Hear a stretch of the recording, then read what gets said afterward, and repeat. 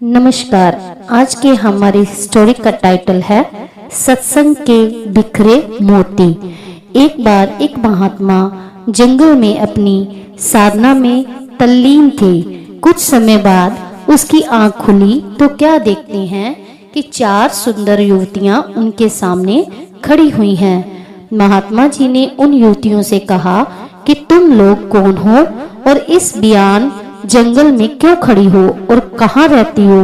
बाबा जी की बातें सुनकर युवतियां बोली, हम यहीं पर आपके साथ रहती हैं।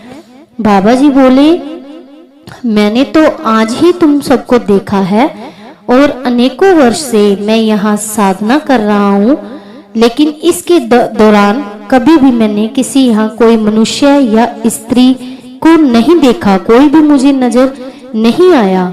मुझे खोलकर साफ साफ बताओ तुम कौन हो और मेरे पास कहाँ रहती हो। उनमें से एक बोली, बाबा मैं बुद्धि हूँ और मेरा निवास मस्तिष्क में है, मैं वहीं रहती हूँ। दूसरी बोली, हे महात्मा मेरा नाम लज्जा है और मेरा निवास स्थान आँखों में है, मैं आपकी आंखों में निवास करती हूँ। अब तीसरी बोल पड़ी, हे साधु मेरा नाम दया है, मैं हृदय में निवास करती हूँ, अर्थात मैं आपके हृदय में वास करती हूँ। तो महात्मा जी चौथी की तरफ देखने लगे कि चौथी अब क्या कहती है, कि चौथी मैं कौन हूँ।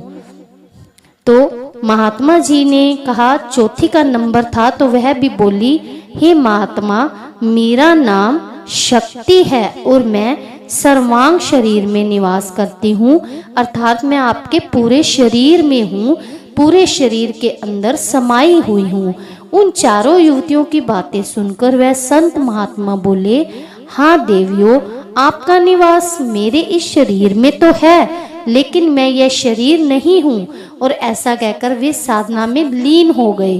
कुछ समय बाद जब उनकी आंखें खुली तो वो क्या देखते हैं कि 4 सुंदर नव युवक सामने खड़े हैं।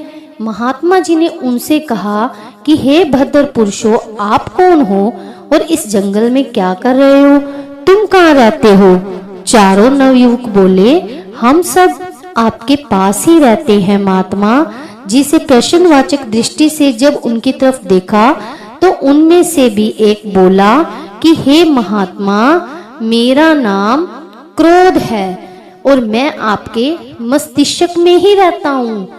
इस पर महात्मा ने कहा, मस्तिष्क में तो बुद्धि रहती है, आप कहाँ से रहते हो। इस पर क्रोध ने कहा, हे महात्मा जब मैं आ जाता हूँ तो बुद्धि चली जाती है।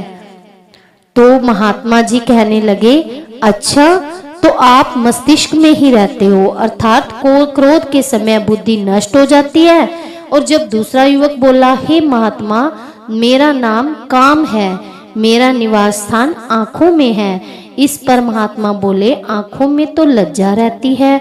हाँ आपने ठीक कहा, जब मैं आता हूँ तो लज्जा शर्म चली जाती है और मनुष्य माँ बहन पत्नी की पहचान खो देता है।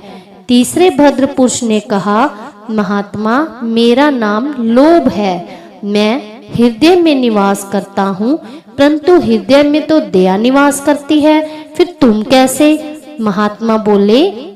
इस पर लोभ ने कहा, जब मैं आ जाता हूँ तो हृदय से दया दूर चली जाती है। अब चौथे की बारी थी। उसने कहा, मेरा नाम मोह है, मैं संपूर्ण शरीर में निवास करता हूँ, परंतु शक्ति के सामने तुम कैसे ठहरते हो। नहीं महात्मा मेरे आने पर शरीर शक्तिहीन हो जाता है और मोह खत्म हो जाता है। महात्मा जी ने कहा, तुम सब ने ठीक कहा, तुम सब मेरे शरीर में ही वास करते हो, परंतु मैं यह शरीर नहीं हूँ, मैं इन सब से परे हूँ, मैं अलग हूँ, मैं साधना कर कर महात्मा बन चुका हूँ। ऐसा कहकर पुण्य अपनी साधना में तल्लीन हो गए। तो अर्थात इससे हमें पता चलता है कि स्वामी जी महाराज ने सत्संग में आगे कहा है कि जब साधक अपने गुरु के मार्ग दर्शन में साधना करते हैं, कुछ समय के बाद उपरोक्त सभी कामनाएं उससे अलग होकर बाहर खड़ी हो जाती हैं और वह निश्चल हो जाती हैं। उसे ज्ञान प्राप्त हो जाता है। वह उस प्रभु की एक बूंद का अंश है और बाकी सब जड़ वस्तु हैं। यह शाश्वत है कि उनकी आंख कान खुल जाते हैं और अंदर में अपने गुरु एवं उस प्रभु के दर्शन करते हैं। तभी तो कहा गया है, गुरु गोबिंदोहु खड़े काकू लागू पाए, बलिहारी गुर आपने गोविंद दियो बताए। तो इससे हमें यही पता चलता है कि गुरु जो है वही हमारा गोविंद है और हमारे सामने गुरु और भगवान दोनों ही खड़े होते हैं। लेकिन हमें सबसे बड़ा किसको माने, गुरु को या भगवान को? तो गुरु ही हमें सब शिक्षा देने वाला है, वही हमें भगवान की पहचान कराता है। तो हमें गुरु की ही शरण में अपने चरण छू लेने चाहिए, अर्थात गुरु ही सब कुछ है। तो आज की स्टोरी आपको कैसी लगी, आप ये हमें कमेंट बॉक्स में बताएं। हमारे चैनल को लाइक करें, ज़्यादा से ज़्यादा शेयर करें, सब्सक्राइब करें। धन्यवाद।